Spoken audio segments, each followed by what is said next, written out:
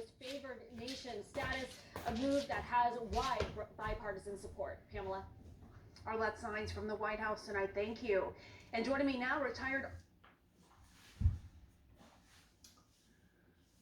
안녕하세요. 매일매일 운동하기를 실천하고 있는 동탄 왕호입니다. 운동해야죠. 오늘은 3월 13일 일요일 비가 오고 있어요, 여러분. 아침 9시입니다. 어제도 야간 근무를 했고요. 다음 주까지 야간 근무를 하고요. 코로나 때문에 근무자가 없어서 원래 오늘 쉬는 날이지만 오늘 출근하고 내일 쉬는 걸로 바뀌었습니다.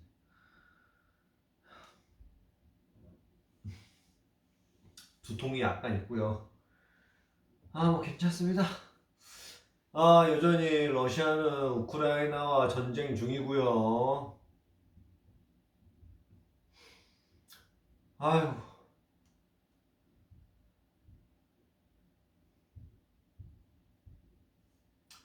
네, 그렇습니다. 운동합시다. 운동해.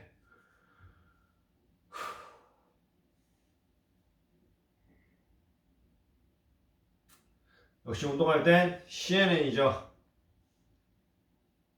That city indiscriminately and affecting the civilians in that town of about 300,000 people. It will be very difficult for them to bypass that area, just like it has been for them to continue their assault on Kyiv.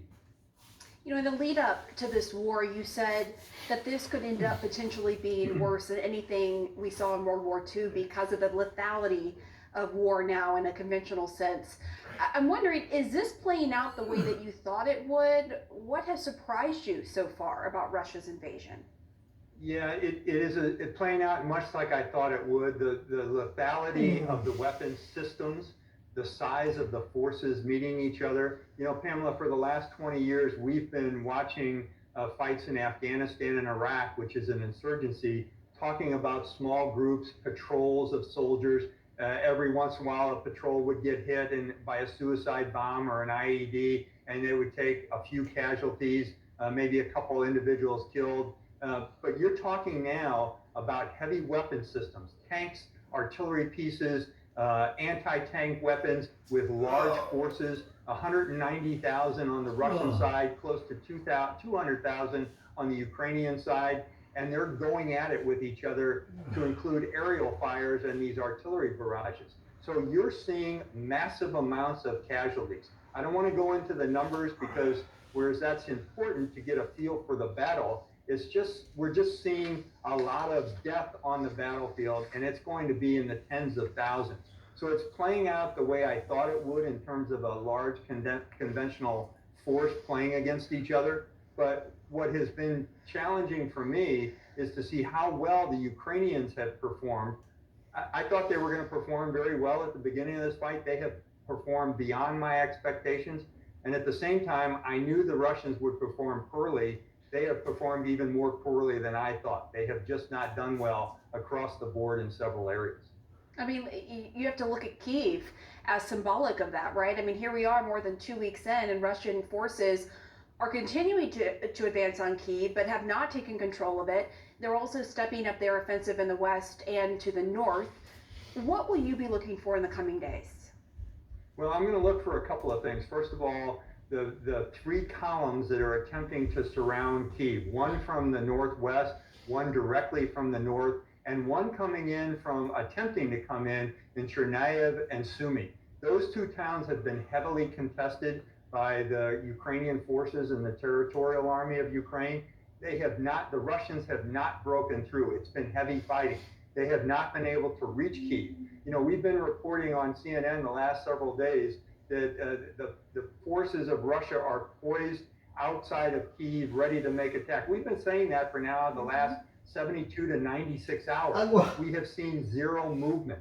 That tells me they're either in a very long operational pause, which is something the military does, or they are very confused in their command and control. Their commanders are trying to get control of them, and their logistics chain have not caught up. Now, all those things can be unscrewed, but not very easily, quite frankly. And while the commanders are attempting to do that, the soldiers are suffering in very harsh weather, harsh conditions, without a lot of food. We're seeing looting. We're seeing the killing of Russian commanders. And if you go down south in that Mykolaiv battle, the Ukrainian commander down there says the temperature is 10 below zero. And they have really tough conditions there. And they have been fighting hard against the Russians trying to cross that river. So across the battle space, in all four of the axes that Russia has been attempting to push, they have not seized the kinds of objectives that they've wanted from the beginning. They do not have the force to continue the attack. Their logistics are somewhat dysfunctional, and their commanders are not doing a good job. On the other hand, the Ukrainians are performing superbly, not from an army perspective, but from their territorial defenses. All right, General Mark Hardling, thank you. As always, good to see you. Thanks, Pam. And I want to take a moment now to introduce you to the new face of the Ukrainian resistance, a newborn baby girl by the name of Veronica. You see her right here with her mom. Images of her heavily pregnant mother, Mariana, fleeing from the wreckage of a maternity hospital have been seen all around the world. It was a miracle that she ever made it out alive after the hospital was hit by a Russian airstrike. 17 people were injured, including children, women, and doctors. 3 people, including a child, tragically lost their lives. Well, Mariana somehow made it out and gave birth to Veronica in another hospital just a day later. Her aunt tells CNN that Veronica is healthy, weighing a little over 6.5 pounds, but she also said there is no electricity in the hospital and that temperatures are well below freezing. Beautiful new life emerging from the death and destruction of Putin's bloody invasion. We hope Mariana and Veronica make it to a safer place soon. And remember, if you want to help humanitarian efforts in Ukraine, all you have to do is go to cnn.com/impact. At last check, CNN viewers like you have helped raise more than $4.6 million. That is according to Public Good, the online donation platform partnering with CNN. The help is desperately needed and greatly appreciated. Incredible millions of dollars have been raised thanks to people like you. And ahead this hour, Congressman Mike Quigley says it is time to enforce a no-fly zone and send jets to Ukraine. He joins me live. Also tonight, the moment New York's Museum of Modern Art was evacuated after a double stabbing. And a waterspout sends beachgoers scrambling in Florida. You're in the CNN newsroom.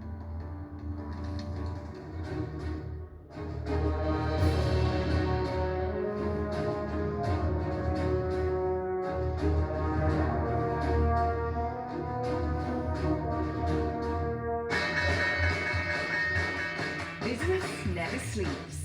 As the sun sets in Seoul and Shanghai, deals are signed in Dubai, and Europe is already in play. New York prepares to make its first move. I'm Julia Chatterley, journalist, global market analyst, and host of CNN's First Move. Join me in the financial capital of the world for a market-moving perspective on the news influencing global politics, culture, and finance. I'll speak to newsmakers, risk takers, and the ultimate game changers. Bold moves, big deals, winning trades. It's all right here. Make CNN your first move. First Move with Julia Chatterley. Weeknights on CNN.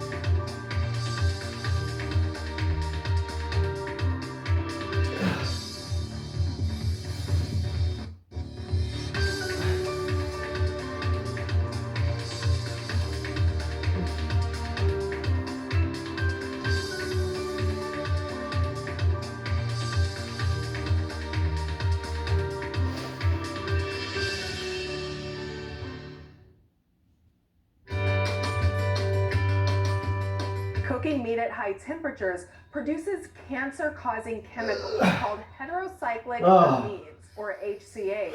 So what's a pitmaster to do? Well, marinate it. Marinating meat with antioxidant-rich spices for 30 minutes before you grill can lead to fewer of those dangerous chemicals being released. A National Institutes of Health study found store-bought powdered marinade containing rosemary and thyme could reduce the amount of carcinogens in cooked meat by up to 87%. And you can make a marinade yourself using your own herbs: basil, sage, thyme, oregano, and rosemary. Also, choose leaner meats. So instead of burgers or brats, try chicken, fish, grass-fed steak. Avoid overcooking or burning the meat on the outside. That's when cancer-causing chemicals are released. Those black char marks might look good, but they're what you want to avoid.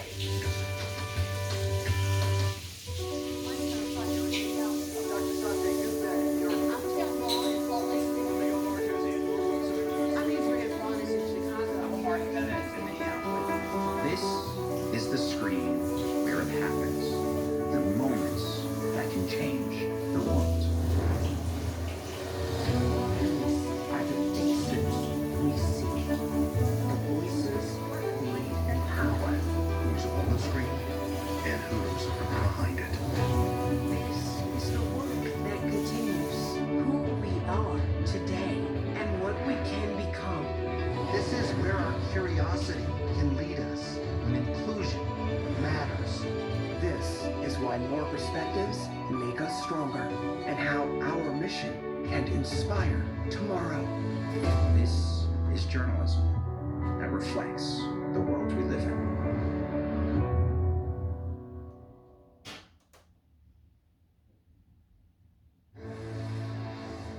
New York police say 2 people were injured after a stabbing at the Museum of Modern Art.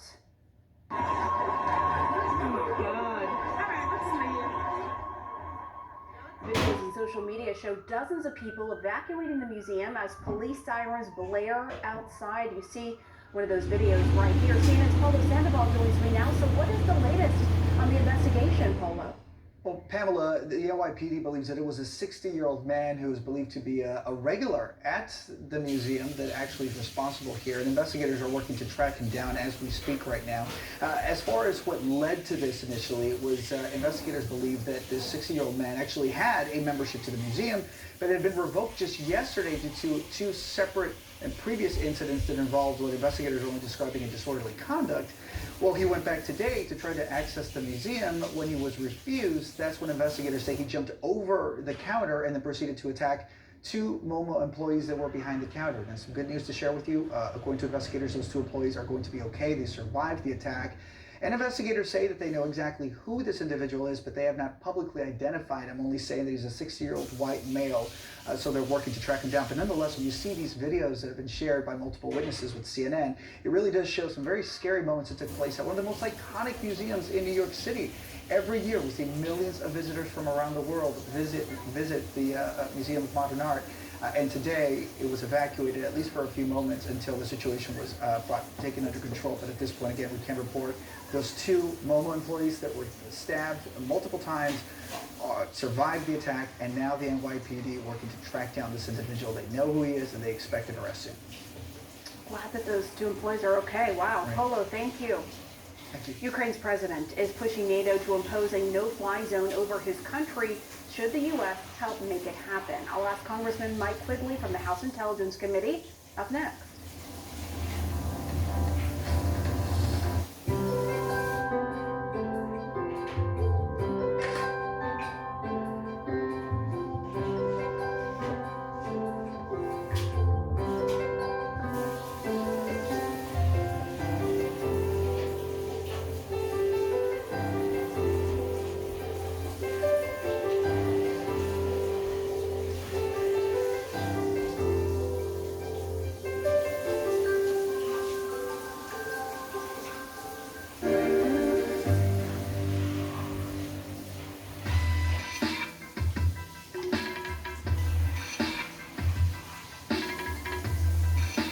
My name is Øystein Jensen. I'm the Chief Sustainability Officer at PLC. it is important that shipping becomes sustainable. It is important that shipping moves towards zero because we are a part of the global value chain. We represent 2.8% of the total emission, and that emissions will still grow as the shipping industry will grow because the global demand for transportation is growing. And so the only solution is actually to go zero. Thank you to Sustainability Live. Being an event like this, I believe that is important because it gives you the wider understanding of the challenge. It gives us insight to areas that we haven't thought about, because this challenge is nothing one company can solve by themselves. So that's why we need to collaborate, and we need to collaborate across the industry.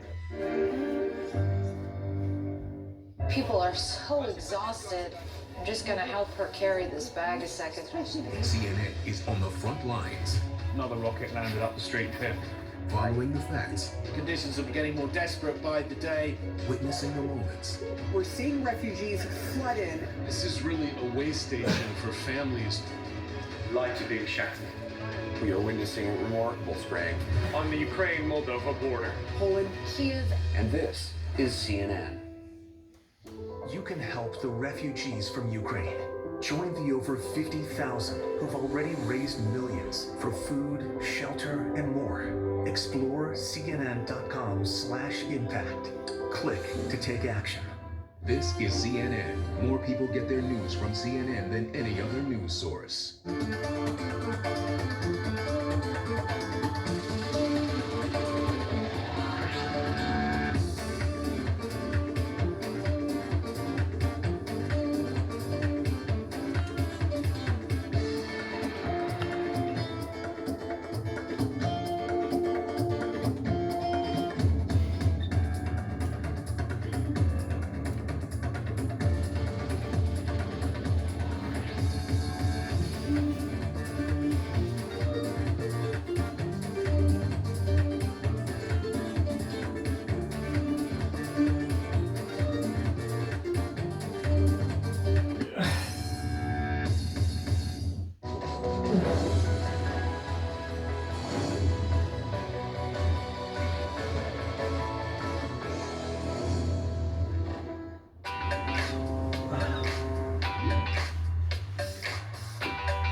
Business is all about making connections.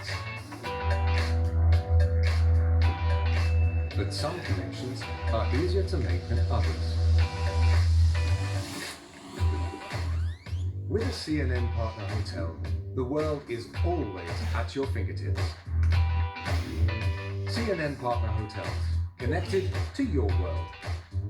We live in such a fast-paced world where the news has been so relentless. Historic events have happened one after the other. I think that you need that daily appointment with viewers around the world to try and sort through the news of the day. What's important? Why does it matter to me? How do I put it all in context? We follow the news as it happens and where it happens. And then we also take a step back to walk the viewer through the day's news. That is the mission of Halagarani tonight. I'm even watching at the Moldova-Ukraine border. This is CNN.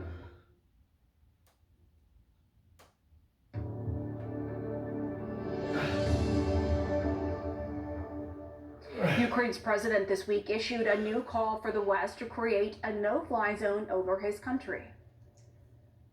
Україна з першого дня російського вторгнення повторює. Ukraine has been saying this to its partners from the first day of the war. If you don't close the skies, you will also be responsible for this catastrophe, a massive humanitarian catastrophe. Vladimir Zelensky wants to protect Ukraine from Russian fighter jets and bombers like these, and he says Russia is targeting civilian locations. On Wednesday, this children's and maternity hospital was bombed. It has been widely denounced as a war crime.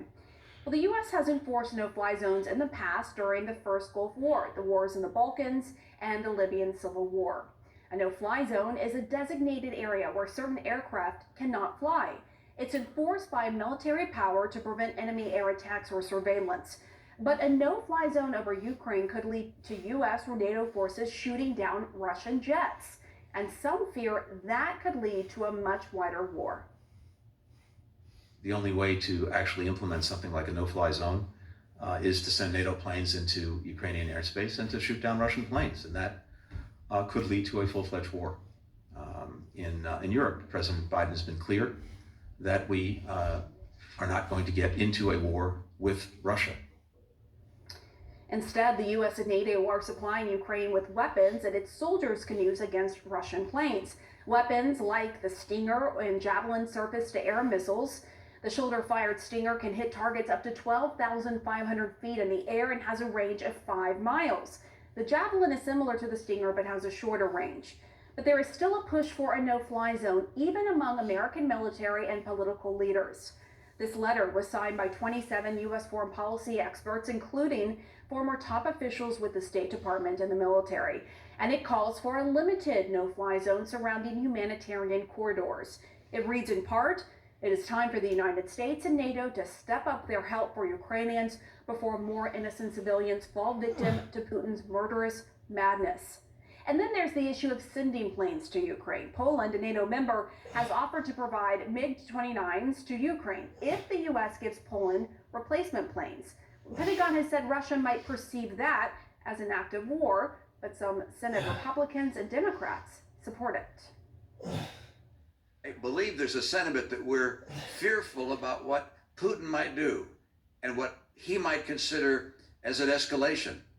It's time for him to be fearful of what we might do. This is war. People are dying. We need to get this aircraft immediately to the people of Ukraine. They do not have the wherewithal to compete in the sky. And so I understand why NATO and the United States are not engaged in a no-fly zone that has potential direct conflict with Russia, but I don't understand why we are not working expeditiously to facilitate planes to Ukraine. My next guest is a U.S. lawmaker in favor of enforcing a no-fly zone over Ukraine. Congressman Mike Quigley is a Democrat and the co-chair of the Congressional Ukraine Caucus. He joins us now from his district in Chicago. Thank you so much for joining the show. Thank you. Glad to be here. So as you well know, many worry that a no-fly zone would effectively be this as launching a shooting war between the U.S. and Russia, further escalating the conflict and potentially sparking a nuclear war. In fact, one viewer of the show put it this way: why should we risk World War III by sending planes? What do you say to that? Well, first of all, we've already said that we will defend every inch of NATO to that extent. So clearly we are willing to go to that conflict, that level of conflict, if it's 30 other countries that happen to belong in NATO. The first argument I would make is, hasn't Ukraine earned the right to be defended by NATO? Clearly their fight embodies all the reasons that we formed NATO in the first place. You can't help but hear Churchill in the words of Zelensky when he asked Congress last week not to let them exterminate us. He and Churchill weren't just talking about their own country, they were talking about an ideal. I think the second thing to remember is, I think we give Zelensky what they need. So we agree that it's not troops on the ground, but we're clearly willing to send, as you say, javelins and stingers, which are very effectively killing Russians now. And today, the deputy foreign minister of Russia said those are legitimate targets. So if anyone imagines that what we have done already isn't seen by Putin as an act of war, they're not paying attention. Having said that, I think you give Ukraine what they need. Now, is that closing off the skies? What he said was, if you don't give us that, give us the planes. And it wasn't that long ago that we were, quote, very, very actively considering that. There was a very public discussion between the NATO countries about doing just that. Now that talk has turned to practically nil. So obviously air supremacy is important. You're not going to shoot down bombers with Stingers and Javelins. And it's very hard to watch the evacuation routes be blocked and hospitals be pancaked with babies in them. No doubt. I mean, it is just horrifying for anyone with a heart and a soul to watch that. That is for sure. But a couple of things, just putting out the counterpoints here. You're dealing with a country that has the largest stockpile of nuclear weapons in the world. And with that as the backdrop here, the director of the Defense Intelligence Agency says that a no-fly zone over Ukraine would not protect against many of the weapons Russian forces are using in Ukraine right now, arguing Russian forces are using mostly ground-based weapons like missiles, artillery, and rocket launchers. So if that is the case, does the risk outweigh the potential benefit of a no-fly zone?